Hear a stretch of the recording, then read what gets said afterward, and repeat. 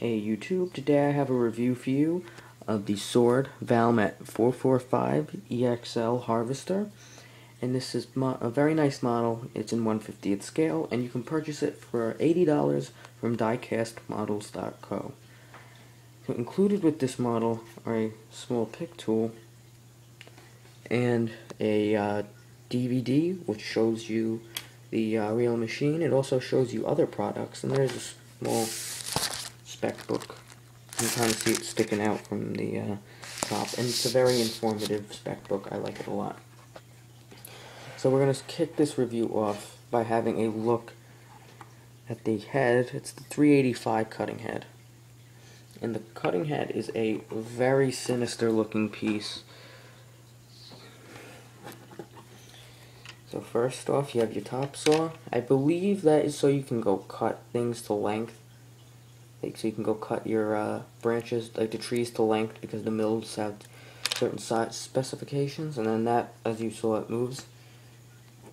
Then your grabbing arms, they move too, as do the bottom pair.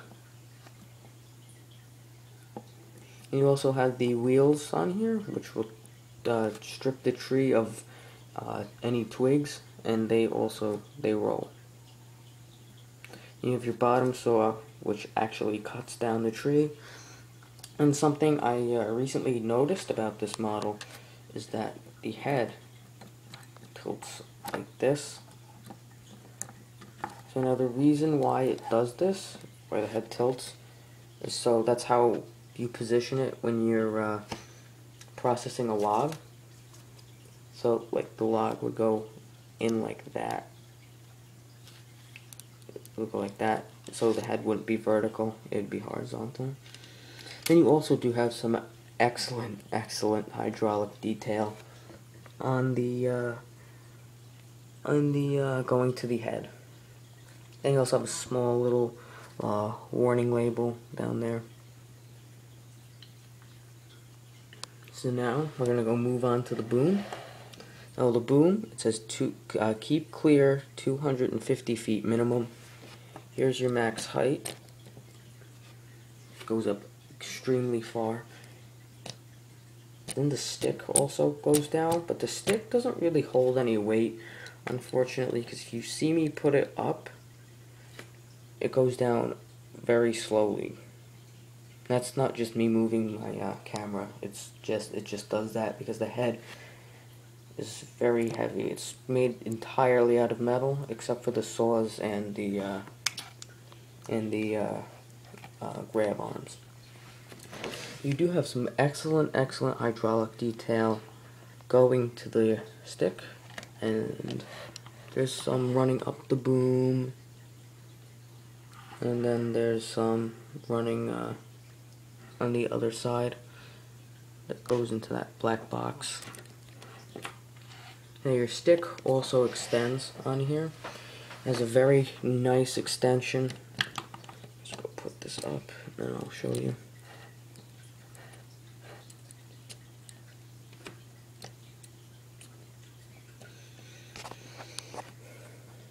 Alright, there we go. Alright, so here is your maximum extension on this model. That's very far, and this would make for a great pose.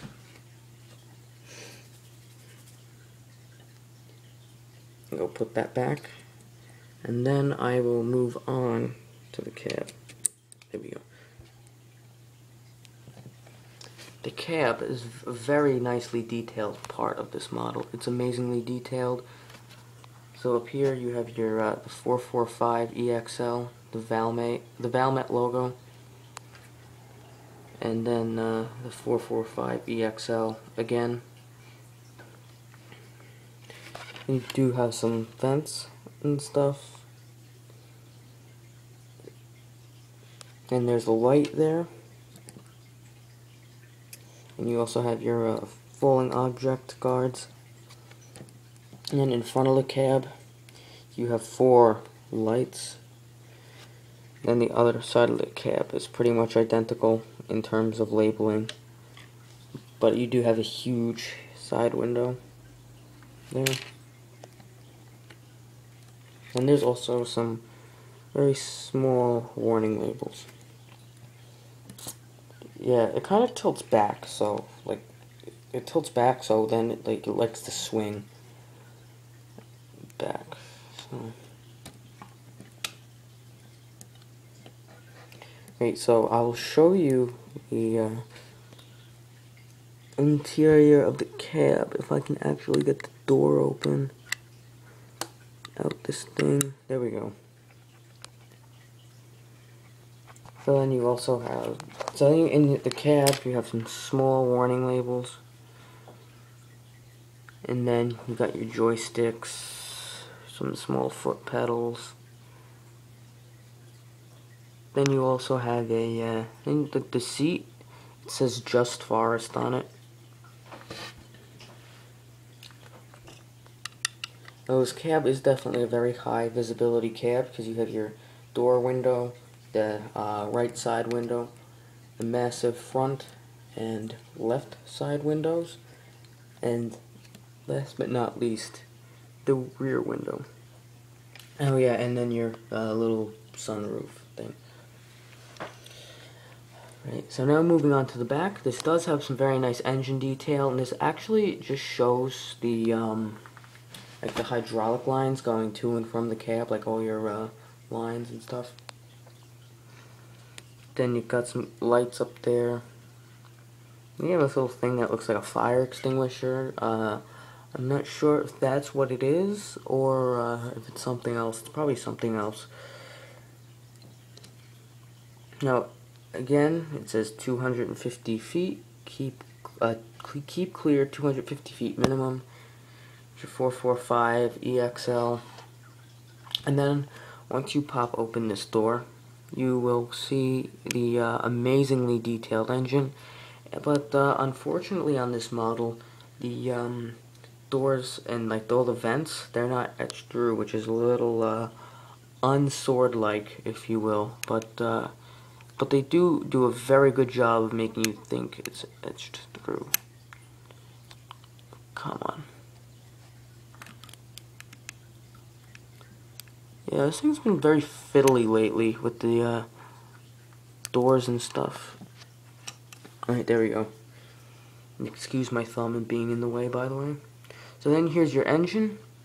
And in the spec book, it did say this was a Cummins engine. Even though I thought all Cummins engines were red, but you know, you live and learn. And then you also, then up top, you have your air intake and exhaust.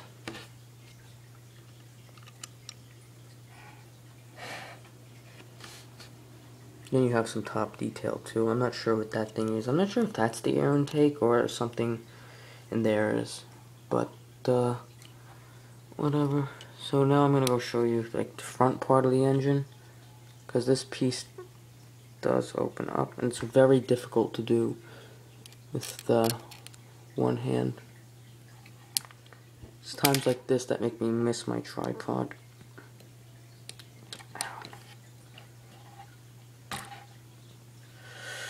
Oh boy, alright, you know what, I'm not even going to waste my time and your time, but this opens up as well as the other door. But all that does is it just shows you the front. Now this model does feature an extremely detailed undercarriage. It even has the hydraulic cylinders on the bottom. And that they make the cab tilt and do all that cool stuff. And then under this the skirt's actually real rubber. You can find your filler cap, and I forget which side it's under. Or yeah, it's on the other side. So when you lift up this rubber skirt, you'll see the little filler cap, but there's a little door that goes on top of it, and that's why the mat is up. And you can see it just closed.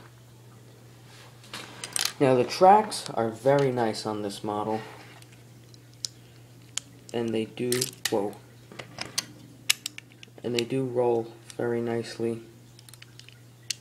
It's kind of hard to show you guys because I'm one-handed right now because I'm holding onto my camera, but they do roll very nicely and they do have a little slack in them.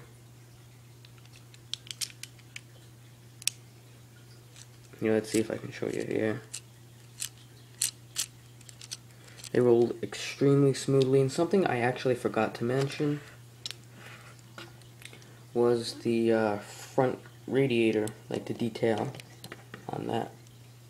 And that's just nothing special.